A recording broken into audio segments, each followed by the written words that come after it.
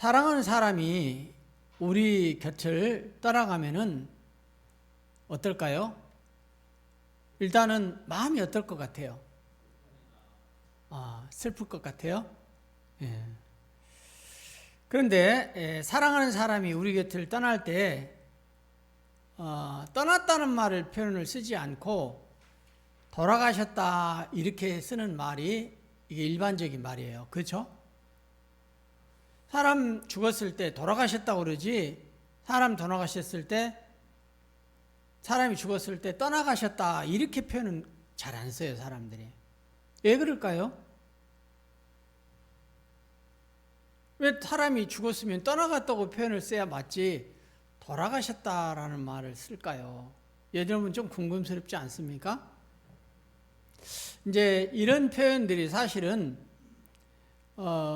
복음에 대해서 깊이 아는 것도 중요하지만은 단순하게 아는 것도 되게 중요한데, 문제는 그 단순하게 아는 것을 확실히 아는 게 되게 중요한 것 같아요. 그러면 만약에 예를 들어서 우리가 안 믿는 세상 사람들한테 이걸 설명할 때 어떻게 설명하겠어요? 우리가 이 이야기를 모르면은 얼버무리고 말할 거예요, 아마. 그래서 오늘은 특별히 그 돌아가셨다라는 말 안에는 이 죽음의 신학적인 의미가 담겨 있어요. 그래서 그 의미를 잘 우리가 새겨 듣고, 우리가 먼저 단순하지만은 확신을 가지고 또 그거를 세상의 이웃들에게 복음을 설명할 때 이제 잘 쉽게 설명할 수 있는 저와 여러분이 되기를 원합니다. 아멘. 제가 예전에 이런 일이 있었어요. 포항에 와서 알게 된 사람인데 여자분이셨어요. 자기 남편이 돌아가심으로 인하여 1년간을 밖에를 안 나왔다고 하더라고요. 거의. 딱 집에서 생활하셨다. 근데 이제 어제도 제가 어떤 모임에 가서 그런 분을 만났는데, 세상에서 가장 자기의 친한 친구가 돌아가셨어요. 그래서 한두 달을 너무 괴롭고 힘들어서 집에만 있다가 밖에를 나오지 않았는데, 우리 모임에 나오면서 밖에를 나오시게 됐다, 이런 얘기를 하시는 것을 들어보았습니다. 저도 어릴 적 얘기입니다. 가까운 친척이 한 분이 돌아가셨을 때는 가족들은 그분이 다 돌아가셨다고 말을 하는 거예요. 그리고 엄청 슬퍼하고 힘들어하는 거예요. 그래서 그 말을 들으면서, 그런 상황을 겪으면서 사람이 죽을 때 왜 돌아간다고 표현하지? 그럼 사람은 도대체 어디로 가는데 저렇게 사람들이 슬퍼하고 괴로워하지? 그러면서 내 기억에 초등학교 때 정도였던 것 같아요. 그런데 죽음이라는 것은 굉장히 무서운 것이구나. 그리고 죽으면 모든 사람들이 다 울고 힘들어하는 걸 보면서 나는 죽지 않으면 안 될까? 죽을 수 없는 방법이 없을까? 그거를 고민했던 적이 있었어요. 그런데 이제 시간이 지나면서 죽었다, 또 돌아가셨다, 이런 것들이 그 의미가 무엇인지 점점 성경 속에서 내 마음속에 와닿기 시작을 할 때가 있었어요. 그 뒤로부터는 죽음이 하나도 나는 무섭지가 않아요. 그래서 저희 어머니도 돌아가셨는데, 어머니 돌아가신 날 어머니 천국에 가셨다는 확신이 내 안에 있었거든요. 어머니 내가 전도했잖아요.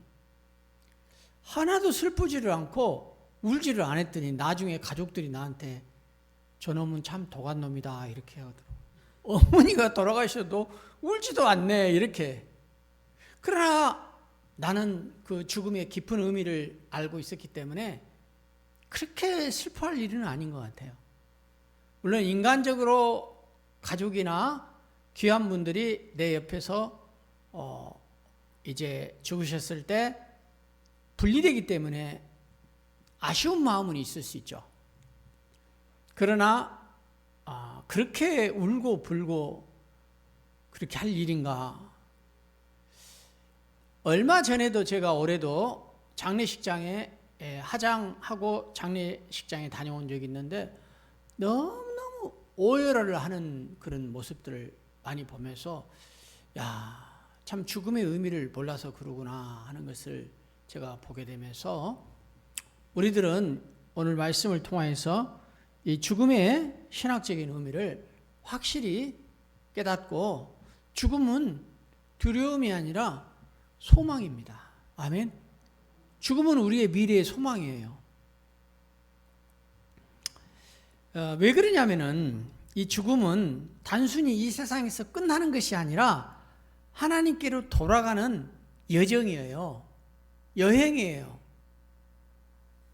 그러니까 내가 하나님께로 다시 돌아가니까 그게 뭐 이렇게 두렵고 슬프고 오해를 하고 울 일인지 그런 세상 사람들이 이 신학적인 죽음의 의미를 모르기 때문에 그런 것이죠.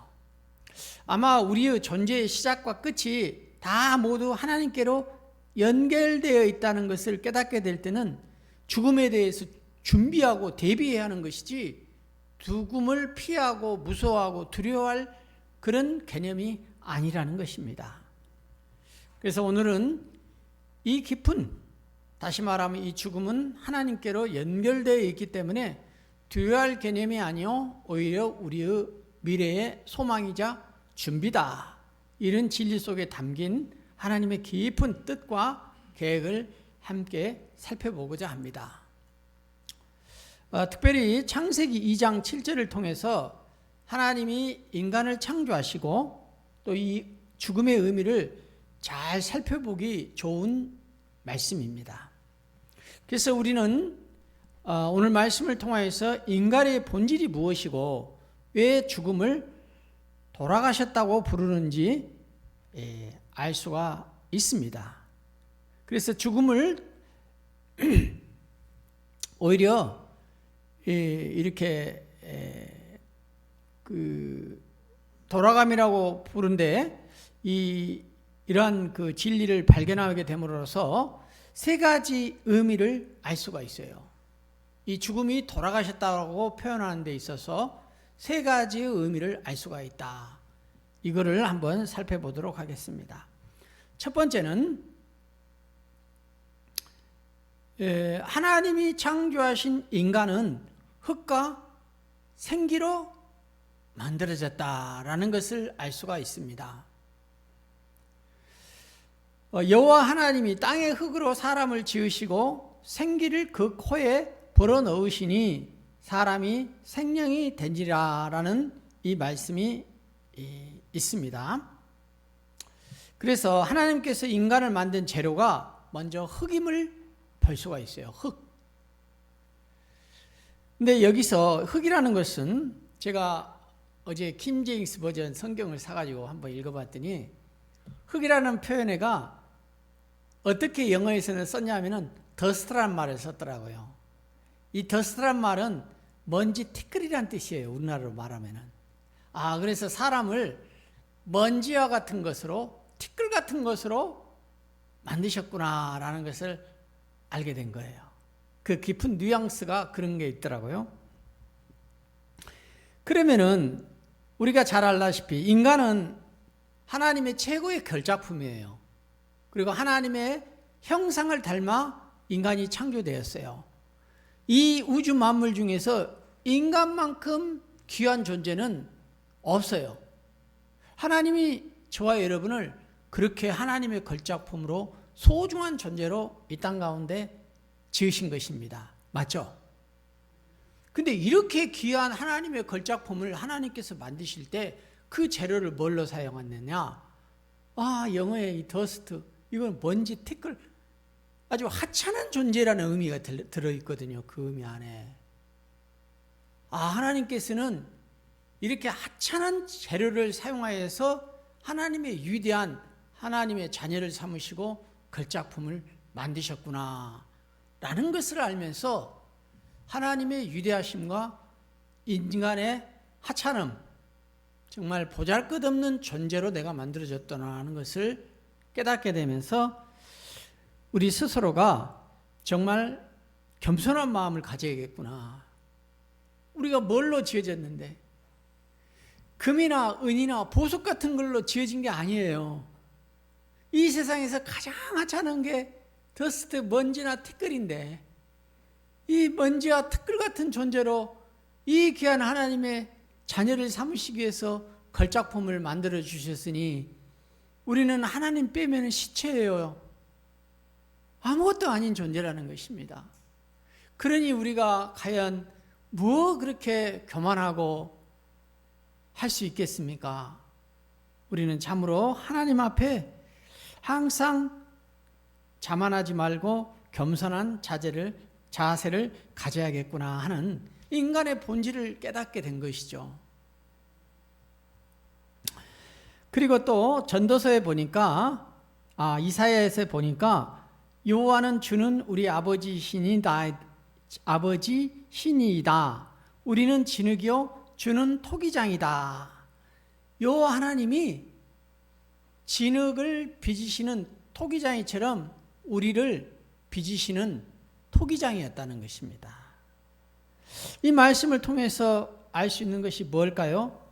마치 토기장이와 같이 친히 흙을 빚어서 사람을 만들었다는 이러한 의미를 갖게 되는 것이죠. 이러한 사실은 우리는 하나님께서 우리를 어떻게 만들었든 간에 자, 여러분 얼굴들을 서로 한번 봐보세요. 상호간에 다 다르게 만들어졌어요. 그리고 또 여러분들 지금 하시고 있는 일들도 다 각자 다릅니다. 하나님께서 우리를 토기장이와 같이 만드셨기 때문에 그분이 우리를 어떻게 만들었든지 간에 이거는 감사의 제목입니다. 왜 이렇게 키를 크게 만들었지? 왜 이렇게 못생기게 만들었지? 왜 이렇게 나는 까맣게 만들었지? 말할 수 없다는 것입니다. 하나님이 우리의 토기장이시기 때문에. 그래서 어떠한 환경과 형편에 처하게 되든지 간에 우리는 오히려 그 하나님이 나를 이 땅에 왜 태어나게 했는가 그 뜻을 발견하고 순종해야 하는 일이 인간의 본연의 일이 되는 것이다. 그렇게 되는 것입니다. 그래서 하나님께서 인간을 흙으로 지으신 것은 당신의 뜻대로 사용하시기 위해서이라는 것입니다. 따라서 인간은 하나님 안에서만 생명과 존귀를 누릴 수가 있어요. 하나님께로부터 지어졌기 때문에 우리는 하나님 안에 있을 때 가장 가치가 있고 생명을 또 존귀함을 누릴 수가 있다는 것입니다. 그리고 이 7절을 잘 살펴보면은 여호와 하나님이 흙으로 사람을 지으시고 생기를 그 코에, 이게 우리나라 말 성경하고 킹제임스 성경하고 조금 다르는 게 언어의 뜻을 최대한 살리려고 한 것 같은데 킹제임스에서는 뭐라고 하냐면은 그 콧구멍에 이렇게 정확하게 아주 디테일하게 표현했더라고요. 코라고 하면 이걸 말하는 거예요. 그런데 하나님께서 사람의 콧구멍에 생기를 불어도 아주 더 디테일하고 구체적으로 묘사를 잘 해놨더라고요. 그죠? 그 표현이 더 맞는 것이죠. 그래서 사람의 콧구멍에 불어 넣었으니 생명이 되었다 이렇게 되는 것입니다. 그러면 여기서 생기라는 게 뭐냐? 이 생기라는 게 하나님의 생명이에요. 하나님이 살아계심으로 인하여서 하나님도 기운이 있었을 거 아닙니까? 그 하나님의 살아있는 기운을 사람의 콧구멍에 불어 넣어 주었더니 생명이 된지라 할 때 이 생명이 곧 우리의 영혼을 가리키는 것입니다. 하나님은 인간에게 이러한 영적인 본질을 불어 넣어 주셨어요. 그래서 인간은 하나님의 영의 속성을 닮은 영의 본질을 갖게 된 것입니다. 흙으로 형성된 우리의 육체는 한가가 있고 결국 죽을 때는 다시 흙으로 간다는 것입니다. 흙으로 돌아가는 것이죠. 이것은 우리에게 매우 중요한 교훈을 주는 것입니다. 그것은 인간은 다른 생명이 있는 피조물과 달리 하나님에 떠나서는 생명을 누릴 수 없다는 거예요. 왜냐하면 다른 피조물들은 그 생명이 육체와 함께 땅으로부터 나왔어요. 그러니까 이 모든 이 동식물 중에서 사람 외에 사람은 우리의 영혼이 하나님께로부터 하나님의 생명으로부터 왔지만은 모든 생물의 생명은 땅으로부터 왔다는 것입니다. 성경에 말씀이 있습니다. 그래서 인간의 생명은 직접 하나님으로부터 나왔기 때문에 우리가 하나님을 떠나거나 또 하나님께서 우리를 떠난다면은 우리는 곧 하나님의 숨결, 하나님의 살아있던 그 생기가 우리로부터 떠나 없어지기 때문에 그때는 인간이 한 줌의 흙과 같은 존재가 되고 흙으로 돌아가는 것이죠. 그래서 육체는 흙으로 돌아가고 우리의 생기, 생명, 우리의 영혼은 하나님께로 돌아가는 거예요. 왜? 우리가 온 게 하나님으로부터 왔기 때문에 그 근원 대신 하나님으로부터 왔기 때문에 사람이 죽게 되면은 우리의 육은 땅으로 묻히지만은 우리의 영혼은 하늘에 있는 하나님께로 간다. 그래서 돌아갔다라는 표현을 써온 것이다라는 것입니다. 그래서 그 흙으로 돌아가고 마는데 이 흙으로 돌아갈 때에 이제 히브리어 단어를 아다마라는 말을 쓰는데 이 아다마라는 말이 땅을 의미할 뿐만 아니라 인간의 육체의 본질을 의미합니다. 이 아다마라는 땅 의미 안에.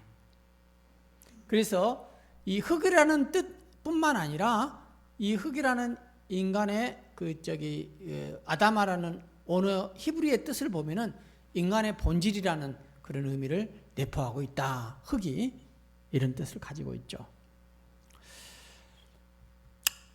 그래서 그러한 의미에서 이제 하나님의 밖에 있는 자들은 비록 호흡은 하고 있으나 진정한 의미에서는 살아있다고 할 수가 없어요. 왜냐하면은 단지 이 땅 가운데 살아있는 동안에 육체적으로 호흡을 할 뿐이지 그 하나님 밖에 있는 세상 사람들은 죽음을 맞이하게 되면은 육체가 이제 흙으로 가고 이 영혼은 이제 하늘로 가기는 가지만은 그 하늘이 하나님이 계신 하늘로 가는 게 아니라 지옥으로 가기 때문에 죽었다고 할 수 있는 것이죠.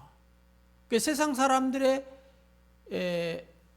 그 죽음은 오히려 죽었다고 표현한 게 더 맞을 것 같아요.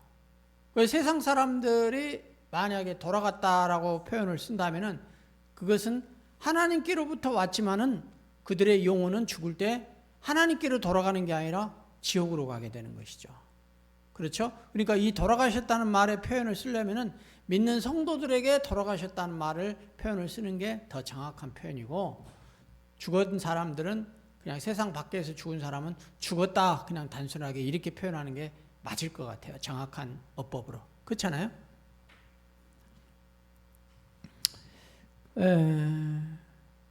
그래서 인간이 하나님께서 생기를 불어 넣어주심으로 인하여 인간이 하나님 안에서만 귀한 존재가 될 수 있고 사람이 죽을 때는 하나님의 생기로 만들어졌던 인간의 영혼은 다시 하나님께로 돌아가도록 만들어졌다.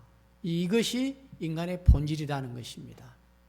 그런 의미에서 사람이 돌아가셨다는 표현을 죽음에다가 비유해서 써왔다라는 것입니다. 자, 두 번째, 죽음의 신학적인 의미 말씀드리겠습니다. 죽음의 진정한 의미는 소천이라고 할 수 있어요. 소천. 이 소천이란 말은 한문인데 무슨 뜻이냐면은 하늘에서 불렀다라는 뜻을 가지고 있어요. 자, 이 소천이란 말, 그래서 돌아가셨다라는 또 다른 표현이 소천하셨다라는 표현을 우리가 사용해 온 것입니다. 그래서 이 소천이란 말은 하늘에서 불렀다, 하늘의 부름을 받았다라는 의미를 가지고 있습니다. 우리의 영혼이 하나님께로 가는 거예요. 자, 성경에 전도서 3장 21절에 이런 표현이 있습니다. 사람의 영혼이 위로 올라가고, 사람의 영혼은 위로 올라가는 거예요. 하나님께로 가는 것입니다. 하나님께서 부르셨기 때문에 가게 된다라는 표현입니다. 그러나 짐승의 영혼은 아래로 내려간다. 이게 전도서 3장 21절에 나와 있어요. 그래서 짐승은, 동물은 죽으면 그 영혼이 하늘로 간 게 아니라 땅에 그냥 묻히는 것입니다. 여러분 잘 생각해 보십시오. 만물을 한번 생각해 보시죠. 물이 수증기가 되어 하늘로 올라가죠. 그러나 수증기가 되어 하늘로 올라간 물은 다시 비가 되어서 땅으로 내려오는 것입니다. 또 해가 떴다가 또 해가 지게 됩니다. 바람이 남에서 불어왔다가 북으로 돌아가고, 물이 바다로 흐르되 바다를 채우지 못하며 어느 곳으로 흐르든지 그리로 연하여 흐르니라. 이렇게 전도서에 표현되어 있거든요. 전도서 1장의 5절 7절에 나와 있어요. 자, 그렇다고 볼 때 해나 바람과 강물이나 달이나 모든 것이 떴다가 지기도 하고 왔다가 가기도 하고 순환되는 거예요, 자연이. 그 가운데 이러한 자연의 하나님의 창조의 원리는 인간에게도 그대로 적용되어서 인간도 하나님으로부터 왔다가 다시 하나님께로 돌아가는 거예요. 그래서 우리가 이 단순한 진리를 정말로 확실히 믿느냐 안 믿느냐에 따라서 우리의 삶의 태도는 엄청 달라집니다. 세상에 안 믿는 사람이나 믿는 사람이라 할지라도 자꾸 이 땅에다가 목숨을 걸고 살아가는 것은 우리의 인생이 이 땅에서 끝난다고 생각하기 때문에 그러는 거예요. 그러니까 이 땅에다가 모든 가치를 두고 거기에서 애를 쓰는 것입니다. 그러나 오늘 말씀을 통해서 사람이 어디에서 왔다고요? 하나님께서 왔기 때문에 인간은 하나님께로 다시 되돌아가게 된다는 거예요. 그랬을 때 여기서 사는 이 인생은 앞으로 하나님께 가서 영원히 살 인생에 비하면 너무나도 부분적이고 작은 하나의 과정일 뿐이라는 것입니다. 여러분, 정말 여러분은 여러분의 영혼이 죽고 나서 하나님께로 들어가서 영원히 산다는 것을 정말 믿으십니까? 계시록에 보면은 이 영혼이 새 사람이 되어서 영원히 산다고 분명하게 나와 있어요. 인간의 한계는 하나님께서 말씀하시는 이 사람의 이 형상이 도대체 지금의 형상과 뭐가 다를 수 있을까? 우리의 철학적인 사고로는 다 이해할 수가 없습니다. 그러나 우리는 단순하게 하나님께서 우리의 영혼으로 새 사람을 만드셔서 영원히 산다고 하였기 때문에 우리가 이해할 수 있는 범위 내에서 이 말씀을 믿고 다음 생애를 준비하는 것이 죽음의 신학적인 의미라는 것입니다. 아멘. 그랬을 때 이 죽음은 절대로 우리가 무서워하거나 피하거나 두려워할 게 아니라는 거예요. 우리가 살아가는 인생에 있어서 거쳐가는 하나의 단계요, 과정이요, 오히려 영원한 생명을 준비하는 준비 기간일 뿐이라는 거예요. 그렇게 살면은 우리의 삶의 태도는 엄청 달라지게 될 것이라는 것입니다. 그래서 이것은 인간의 영혼이 하나님께로부터 왔음을 암시해 준다. 소천이라는 말 뜻 안에 이런 것을 알 수가 있고요. 마지막 세 번째는요, 하나님의 자녀로서의 영원한 삶의 의미가 있다라는 것입니다. 죽으면은 인간의 영혼이 하나님께로 돌아간다고 해서 다 동일한 상태에 처하는 것은 아닙니다. 인간의 모든 영혼은 다 하나님께로 돌아가지만 세상에서 어떻게 살았느냐에 자신의 각자의 처신에 따라서 하나님의 심판을 받고 각각 영원한 생명으로 살아가는 사람이 있는가 하면은 영원한 영벌에 들어가게 되는 사람이 있다는 것입니다. 우리는 이 사실이 가장 중요해요.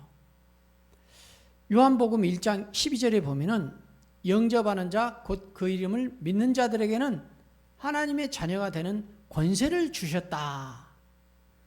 이 선언이야말로 우리에게 가장 영광스러운 신분을 알려주는 거예요. 이 하나님의 자녀가 되는 이 영광스러운 자녀의 권세를 누가 주셨다고요? 하나님께서 저와 여러분에게 주셨다는 것입니다. 우리가 돈 주고 살 수도 없고, 우리가 금수저로 태어났다고 해서 자기 조상 잘 만나서 얻을 수 있는 것도 아니라는 거예요.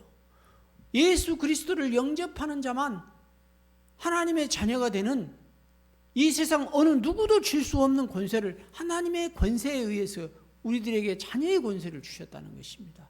이거 어마어마한 사실 아닙니까?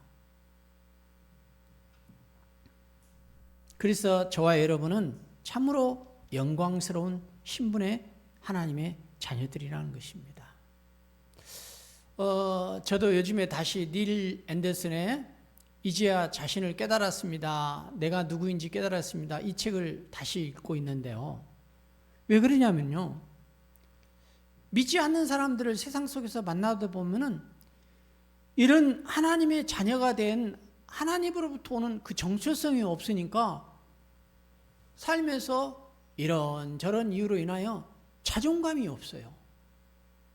내가 얼마나 가치로운 존재인지, 내 상황과 환경과 신분에 상관없이 내가 얼마나 하나님의 자녀로서 하나님께서 나를 소중한 존재로 여기시는지, 이런 그 자아 존중감이 없어요. 세상의 사람들이 오늘날 보니까. 우리는 이런 걸 보면서 너무 안타까워하는 마음이 좀 있었으면 좋겠어요. 아니다. 우리는 하나님께로부터 왔고, 우리는 나중에 하나님께로 다시 돌아갈 것이고, 우리가 예수를 영접하면은 하나님의 자녀가 되는 권세를 입은, 우리는 세상에서 그 무엇과도 바꿀 수 없는, 우리가 어디에 태어났든 가난했든 어떻든 우리의 신분에, 우리의 직위에 상관없이 우리는 세상에서 가장 아름다운 존재요, 이 귀한 소중한 존재로 태어난 것을 세상의 사람들은 모른다는 것입니다. 왜 그럴까요? 오늘 말씀을 드리는 죽음의 진정한 신학적인 깊은 의미를 알지 못하기 때문인 것입니다.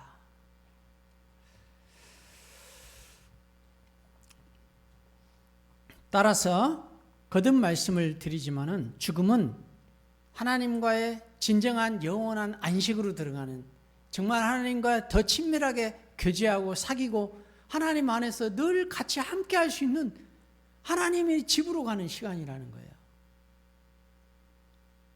가고 싶습니까? 정상적인 믿음의 사람이라면 가고 싶은 마음이 막 내면에서 일어나야 맞아요. 만약 그 마음이 일어나지 않는다면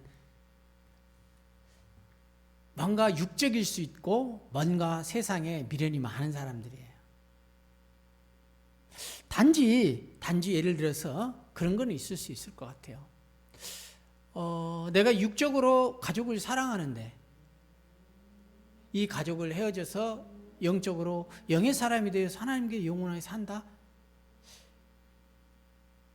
우리 인간의 한계로 이걸 못 느끼는 거예요. 우리가 천국에 가보지를 않았기 때문에. 그냥 이 땅에서 육적인 인간의 상태에서 좋은 것만 느낄 수 있지, 천국에서 새 사람으로서의 하나님과 친밀하게 살아본 경험이 없는 거예요, 우리가. 어차피 저와 여러분은 한계가 있기 때문에 그럴 수 있을 것 같아요. 그렇죠? 인정해야 합니다, 이거는.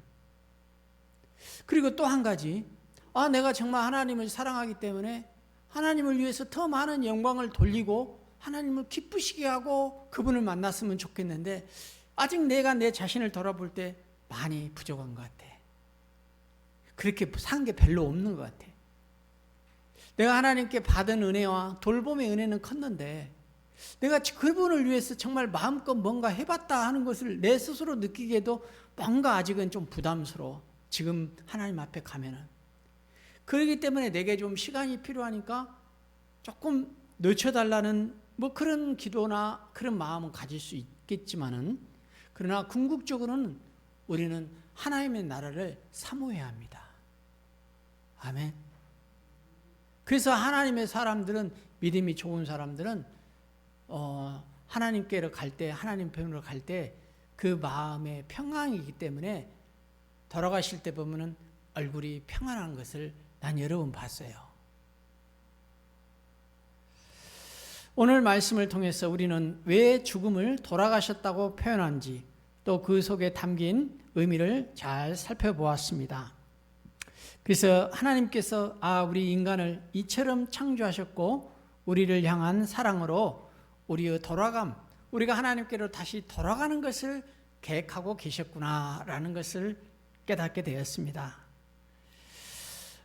여러분 중에서 사랑하는 사람을 잃은 슬픔이 있거나 죽음에 대한 두려움을 느끼시고 그에 대한 트라우마나 상처를 가질 필요가 전혀 없습니다. 그러나 이제 죽는 분이 꼭 예수님을 믿었을 때 이야기죠. 우리 중에 소중한 분이 만약에라도 예수님을 믿지 않는 상태에서 죽었을 때는 아쉬움과 슬픈 마음이 크겠죠. 오늘 하나님께서 주신 이 말씀을 저와 여러분이 기억하시기 바랍니다. 우리는 하나님의 자녀로서 영원히 그분과 함께 할 것입니다. 이것이 우리의 진정한 소망이 되시기를 예수님의 이름으로 축원합니다. 아멘. 우리